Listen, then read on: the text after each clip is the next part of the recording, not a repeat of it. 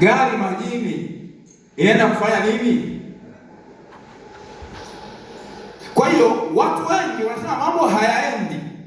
Hapana, ni kwamba kuna watu umewasikiliza, kuna watu wamekuwekea mipaka katika maisha yako, ukakubali unachokizungumza, ndio maana umepaki. Yawezekana kwa unatakiwa uwepo kutenda kama unatembea baharini, lakini unatembea na pinch kavu.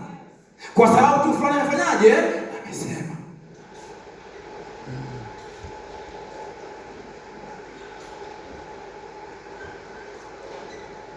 Kumbe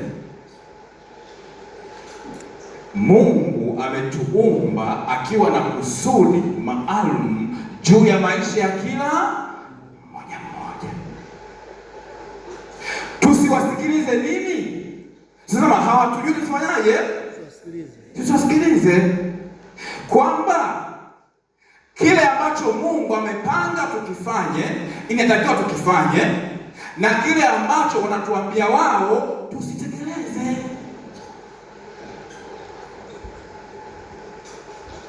Soma Yeremia 1:5.